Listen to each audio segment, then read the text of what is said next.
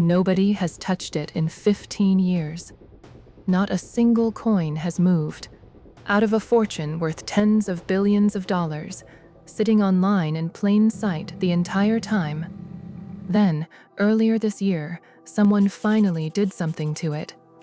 Not take money out, send money in.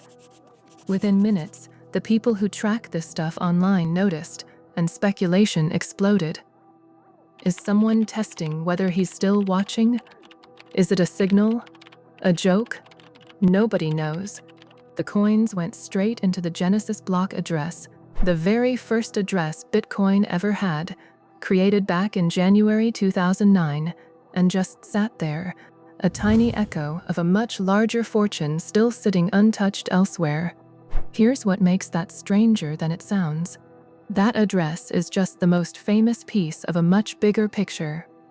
Researchers have traced a distinctive pattern across the earliest days of Bitcoin mining. One they believe belongs to a single miner. Add it all up, and that miner is estimated to have mined more than 1 million Bitcoin.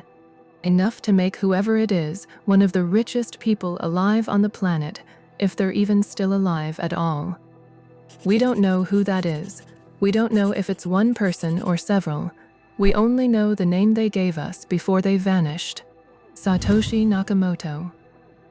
In October 2008, in the middle of the worst financial crisis in a generation, an email landed in the inboxes of a small cryptography mailing list. It came from someone using that name. Attached was a 9-page paper describing a new kind of money, one that didn't need a bank, a government, or anyone in charge at all to work. A few months later, in January 2009, Satoshi did more than write about the idea. They built it, mining the very first block of what would become Bitcoin. And inside that block, they left something that wasn't required to be there at all. A single line of text, copied straight from that day's newspaper. A headline about the government preparing to bail out failing banks. Not a bug, not decoration. A message permanently written into the foundation of the entire system, what many saw as the reason Bitcoin was created in the first place. One more strange detail. The original reward in that block can never be spent by anyone, even Satoshi. A quirk in the code locked it there for good. Only what's sent to that address afterward, like the deposit we opened with, could technically be moved if whoever holds the key still can. Veloix.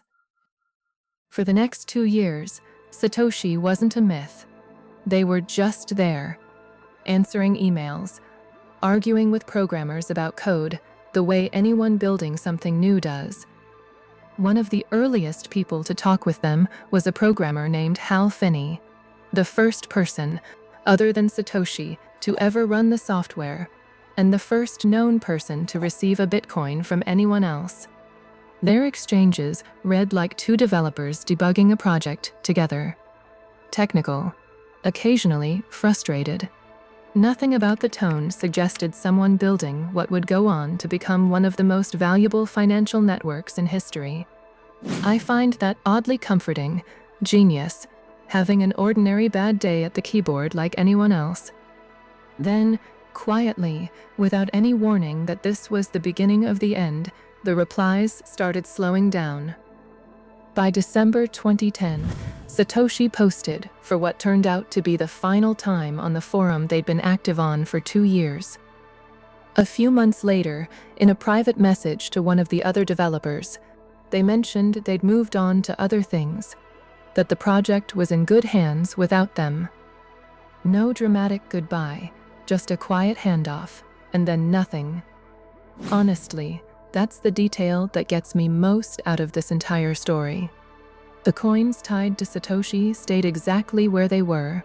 They're still there right now while you're listening to this. Whoever Satoshi is, they walked away from something that would go on to be worth over $1 trillion and never came back for a single coin of it. You'd think, after 15 years, an unsolved internet mystery would just fade out. This one did the opposite. Because the stakes here aren't just curiosity. Whoever they are, they're tied to a fortune large enough to send shockwaves through the entire Bitcoin market if it ever moved. That turned "Who is this person?" from a forum debate into something courts and some of the most respected journalists in the world have all taken seriously enough to spend years chasing. Two of those chases ended in very different ways, and both show exactly how far people have gone trying to find him. In March 2014, a Newsweek journalist published an investigation claiming to have finally found him, a physicist and systems engineer in California whose actual legal name happened to be Satoshi Nakamoto. The story spread everywhere within hours, and reporters showed up outside his house. His life, overnight, became public property. There was just one problem. He had nothing to do with Bitcoin. He'd never even heard of it until a reporter mentioned it to him.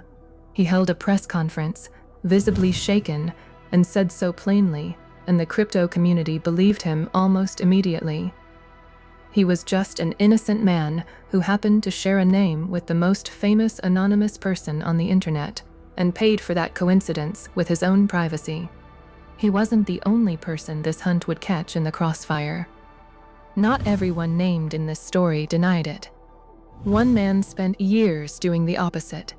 An Australian computer scientist named Wright publicly insisted he was Satoshi Nakamoto, suing people who said otherwise, building a legal and business empire on that claim. It went on long enough and loudly enough that it eventually landed in a British courtroom. In March 2024, the UK's High Court ruled, based on the evidence in front of it, that Wright is not Satoshi Nakamoto. This wasn't a case of insufficient evidence. A court looked at what he presented and concluded he wasn't who he said he was. One man's privacy was destroyed by a name he never chose. Another spent years publicly claiming a name a court ultimately said wasn't his.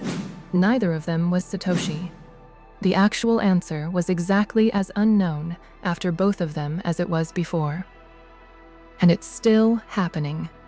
In April of this year, an investigative journalist best known for exposing the Theranos fraud, the kind of reporter who spends years verifying a claim before publishing it, released a lengthy investigation naming a new candidate, a British cryptographer named Adam Back, who runs a major Bitcoin technology company. It's one reporter's case, not a confession, built on writing patterns, timelines that lined up a little too well, and small details that felt familiar to people who'd studied Satoshi's old posts for years. Back denied it, the same way almost everyone in this story eventually has.